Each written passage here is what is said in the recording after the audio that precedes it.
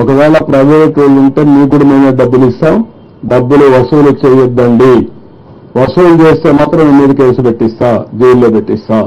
నేను చాలా స్పష్టంగా చెప్తున్నా. నేను రేపటి నుంచి జరిగే పరిణామాలు కూడా ఈరోజు ఊహించుకుని కూరగాయలు రేట్లు పెంచేస్తారని, కూరగాయలన్నీ మేము కూడా తెప్పించి ఎక్కువ డంప్ చేసి ఫిక్స్డ్ ప్రైస్ పెడదాం అనుకుంటున్నా. 2 రేట్లు ఉంటాయి, మళ్ళా కన్ఫ్యూజన్ లేకుండా. ఎన్ని వ్యాన్లు కావాలంటే వ్యాన్లు పెట్టి ఆ కూరగాయలు అమ్ముతాం. అది ఎంత రీజనబుల్ ప్రైస్ మధ్యాహ్నం మీకు చెప్తాను. అదే రేటుకి అమ్మాలా, అది కూడా గవర్నమెంట్ అవుట్లెట్స్ పెడతాం. అవుట్లెట్స్ పెట్టి ఎక్కడికి డిస్ట్రిబ్యూట్ చేస్తాం.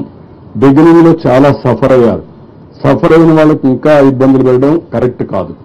ఎవ్వరు ₹1 వసూలు చేసినా మానవత్వం లేకుండా చేసి చాలా సీరియస్ గా ఉంటుంది.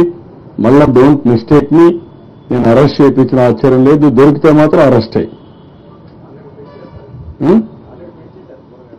కూరగాయలు కూడా చాలా స్పష్టంగా చెప్తున్నా, అప్పీల్ చేస్తున్నా. నేను అందుకని బయట ఉండి హార్టికల్చర్ డిపార్ట్మెంట్ చెప్పా, బయట కూరగాయలను తెమ్మని చెప్పాను, డంప్ చేస్తాను.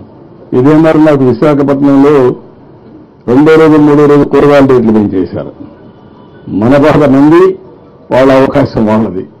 ఇది మంచిది కాదు. నిత్యావసర వస్తువుల సరుకులు అన్ని కూడా ధరలు పెంచడానికి వీలు లేదు. నేను విజిలెన్స్ అప్పుడే యాక్టివేట్ చేశాను. వాళ్ళకు కూడా చెప్పాను, మీ డ్యూటీ ఇది, ఎక్కడికక్కడ యాక్టివ్గా ఉండండి. ఎవరైనా చేస్తే మాత్రం ఎసెన్షియల్ కమాడిటీస్ యాక్ట్ కింద చర్యలు తీసుకుంటాం.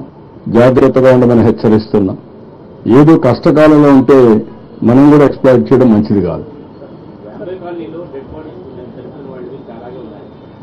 మీరు ఎక్కడున్నా చెప్పితే తీసుకురావడానికి సిద్ధంగా ఉన్నాం. మీ ఫోన్లో కూడా డెడ్ బాడీ ఎక్కడ కనపడినా ప్రజలకు కూడా చూస్తున్నా, ఒక ఫోన్ చేయండి, పంపించండి. ఆటోమేటిక్గా మాకు జీపీఎస్ వచ్చేస్తుంది, నేరుగా వెహికల్ పంపిస్తాం. ఎక్కడికెక్కడ మహాప్రస్థానం వెహికల్స్ ఉన్నాయి, యానిమల్ డెడ్ బాడీస్ కూడా రిమూవ్ చేయడానికి వెహికల్స్ ఉన్నాయి. అవన్నీ కూడా రెడీగా పెట్టి కంట్రోల్ రూమ్ నుంచి మెసేజ్ ఇస్తాం, ఇమ్మీడియట్గా తీసుకొచ్చే బాధ్యత తీసుకుంటాం. అందరూ సహకరించాలి. ఒకప్పుడు మీరు గుర్తుపెట్టుకోవాలి, హరికేన్ తుఫాన్లో ఇదే మరిగా డెడ్ బాడీస్ కానీ యానిమల్ బాడీస్ ఉంటే వాళ్ళే డిస్పోజ్ చేయమని ఫోటో తీసి పంపిస్తే డబ్బులు ఇచ్చారు నేను. అది 96, 97లో. ఇప్పుడు కూడా అందరినీ కోరుతున్నారు, కనీసం ఫోన్ మీరు పంపించకపోయినా చెప్పలేకపోయినా ఒక ఫోటో తీయండి, మా కంట్రోల్ రూమ్ పంపేయండి, ఇమీడియట్గా పంపిస్తాను. లేదు, ఇంకా కన్ఫర్మేషన్ లేదు. రిక్వెస్ట్ చేశాను రమ్మని.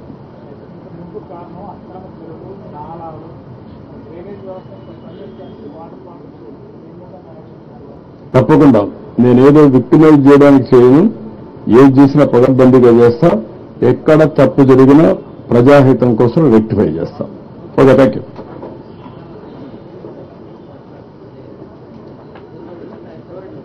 చేయలేకపోయారు. మార్నింగ్ లోకేష్ గారు, రామానాయుడు అక్కడ ఉన్నారు.